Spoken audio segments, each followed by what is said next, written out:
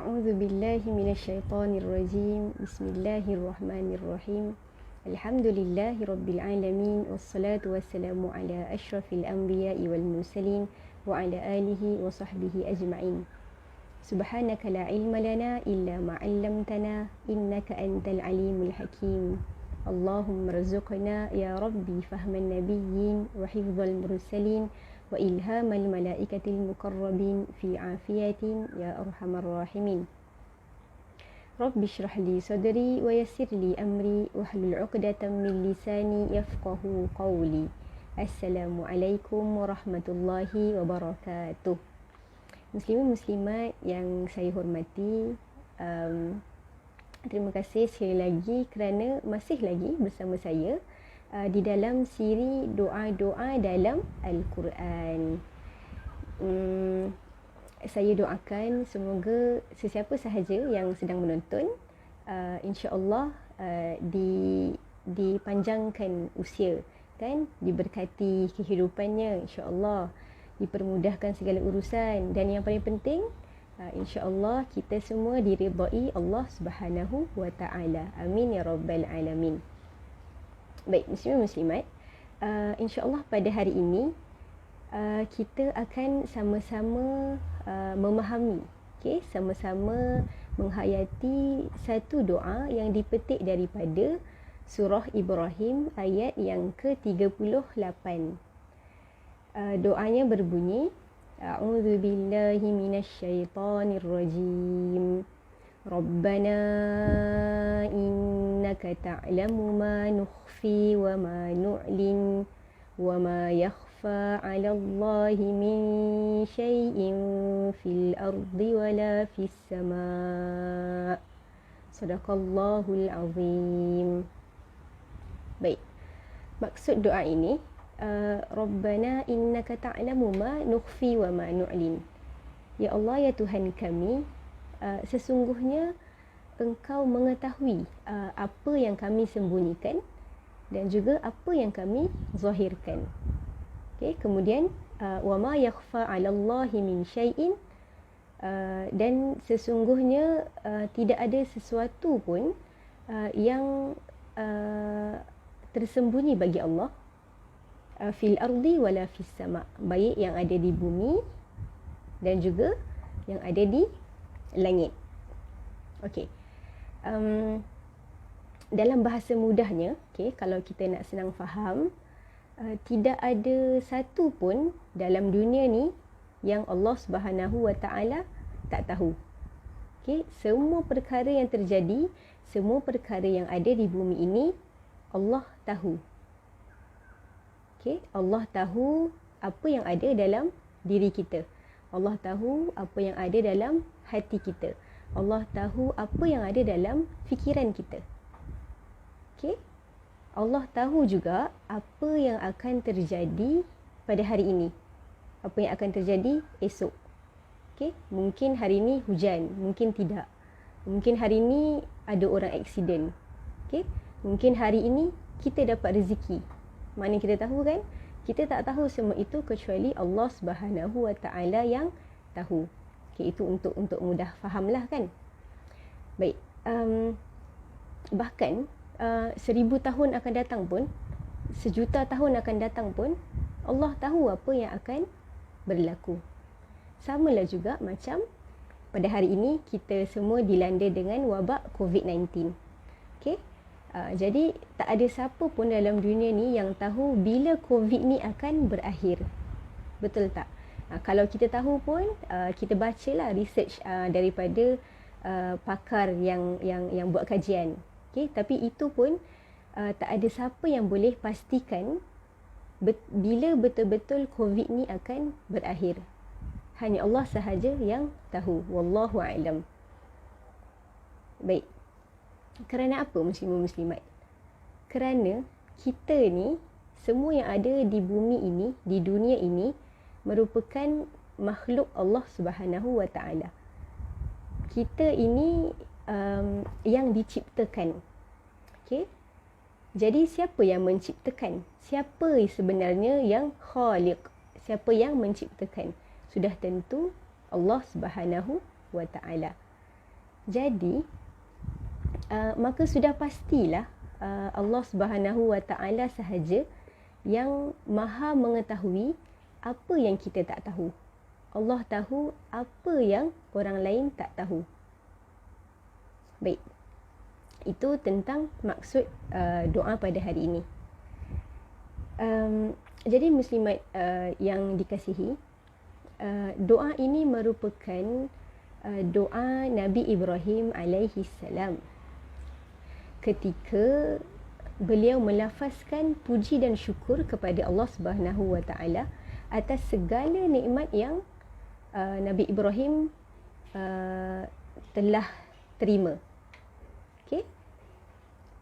Kalau kita betul-betul perhatikan maksud doa ini sebenarnya berbentuk pujian kepada Allah. Jadi Ustazah, boleh tak kalau saya nak masukkan doa ni dalam doa harian saya? Boleh tak kalau saya nak baca doa ni lepas saya habis solat tu, sebelum saya minta kepada Allah apa yang saya nak start dengan doa ni?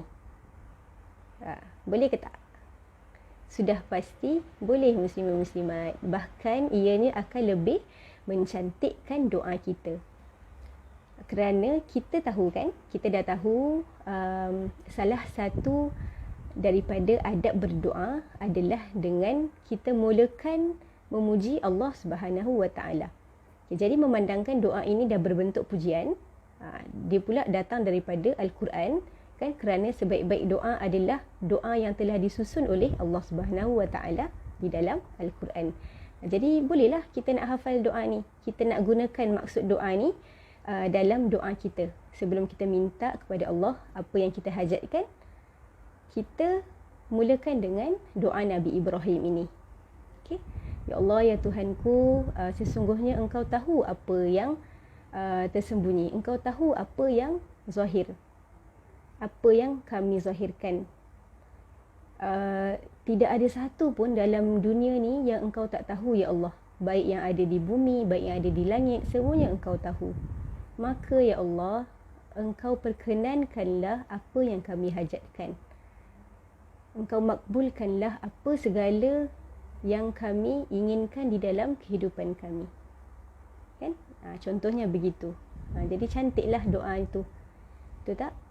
Sebab kadang-kadang bukan semua doa yang kita mampu luahkan dalam bentuk kata-kata. Ada orang tak pandai nak susun doa. Betul tak? Dia macam tak tahu macam mana aku nak luahkan kepada Allah dalam bentuk perkataan.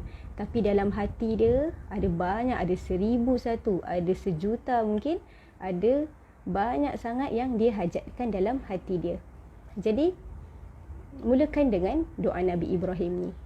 Kerana memang sudah pasti Allah sahaja yang tahu apa yang ada di dalam hati kita. Baik. Muslimin muslimat rahimakumullah, doa ini sebenarnya memberi gambaran bahawa Allah Subhanahu wa Ta'ala mengetahui maksud doa Nabi Ibrahim, maksud doa yang diucapkan oleh Nabi Ibrahim ketika itu. Okay, apa yang Nabi Ibrahim mahu, apa yang Nabi Ibrahim nak untuk penduduk kota Mekah pada ketika itu. Apa yang Nabi Ibrahim hajatkan, apa yang Nabi Ibrahim harapkan supaya nanti kota Mekah itu menjadi aman damai. Okay? Nabi Ibrahim ni kisahnya ketika Allah Subhanahu wa Ta'ala memerintahkan kepada beliau untuk meninggalkan anaknya, meninggalkan isterinya, tinggalkan keluarga di satu lembah yang pada ketika itu tidak ada penghuni, kan, tak ada siapa pun di lembah tersebut. Nabi Ibrahim buat, okay? Nabi Ibrahim tunaikan apa yang Allah perintahkan. Kemudian bila Allah perintahkan juga untuk Nabi Ibrahim dirikan bina Kaabah, pun Nabi Ibrahim buat. Dia pergi bina Kaabah, langsung tak mempersoalkan kepada Allah kenapa dia harus lakukan begitu. Tapi lepas je daripada bina Kaabah ni, ada satu hajat di dalam hati Nabi Ibrahim alaihissalam, di mana Nabi Ibrahim mengharapkan supaya nantinya Mekah ini akan berkembang menjadi satu tempat yang nantinya akan berikan segala kebaikan untuk keluarga dia. Paling tidak untuk keluarga dia. Tapi sebenarnya apa yang Nabi Ibrahim harapkan yang lebih besar lagi adalah kota Mekah ini akan memberikan manfaat untuk seluruh umat Islam yang ada di dunia ini. Dan pada hakikatnya hari ini kita lihat kota Mekah betul-betul menjadi tempat yang paling suci, yang paling bermanfaat, kan, untuk kita semua umat Islam. Baik, subhanallah. Jadi inilah sebenarnya yang Allah kata, Allah tahu apa yang disembunyikan, apa yang ada dalam hati, apa yang ada di dalam fikiran Nabi Ibrahim pada ketika itu. Dan juga Allah tahu apa yang dizahirkan, iaitu dengan perbuatan, kan? Macam mana Nabi Ibrahim bersungguh-sungguh tunaikan apa yang Allah perintahkan, apa yang Allah inginkan. Kita cuba bayangkan, kalau kita yang berada di tempat Nabi Ibrahim alaihissalam, kita diperintahkan oleh Allah, kan, sebagaimana yang Allah perintahkan Nabi Ibrahim untuk lakukan. Okay, bayangkan tengah COVID gini, tiba-tiba kita kena tinggalkan anak kita dengan isteri kita dalam satu negeri ni. Okay, kita tak tahu pun apa yang akan terjadi pada negeri itu. Tapi kerana perintah daripada Allah, kita turutkan. Boleh ke tidak? Agak-agak mampu tak kita tanpa mempersoalkan apa-apa? Okay, pada ketika Nabi Ibrahim diperintahkan oleh Allah untuk berbuat demikian, isterinya iaitu Siti Hajar alaihissalam, dia panggil-panggil tau Nabi Ibrahim, kan, wahai suamiku, kamu nak pergi mana? Kenapa tinggalkan kami di sini? Tergamak ke kamu tinggalkan kami dekat sini ni, tempat yang tak ada orang ni? Okay, Nabi Ibrahim jalan terus tau, jalan terus tanpa berpaling. Okay, tiba-tiba isteri Nabi Ibrahim tanya, wahai suamiku, adakah ini perintah daripada Allah Subhanahu Wa Taala? Ketika itu Nabi Ibrahim berhenti dan menjawab, iya, ini perintah daripada Allah. Dan agak-agak apa yang Siti Hajar respon? Okay, Siti Hajar mengatakan, oh, kalau ini perintah daripada Allah, tidak mengapa wahai suamiku, teruskan. Sudah pasti Allah tidak akan mensia-siakan kita. Okay? Subhanallah, betapa hebatnya jiwa Nabi Ibrahim dan juga isterinya Siti Hajar alaihissalam ketika itu. Bila sahaja mereka tahu bahawa perbuatan itu, apa yang Nabi Ibrahim suruh adalah perintah daripada Allah Subhanahu Wa Taala, mereka langsung tidak mempersoalkan kenapa, malah mereka taat dan lakukan apa yang Allah perintahkan. Okey, ustaz saya pernah beritahu, pernah bagi saya satu quote ni lah. Kalau kita nak anak yang berjiwa Ismail, okay, sebab kita pun tahu Nabi Ismail pun ketika Nabi Ibrahim jumpa dia dan bagi tahu, semalam ayah mimpi, Allah suruh menyembelihmu. Apa pendapat kamu wahai anakku? Itu Nabi Ibrahim tanya kepada Nabi Ismail. Maka jawapan Nabi Ismail mudah sahaja. Kalau memang Allah perintahkan begitu, maka lakukanlah wahai ayahku.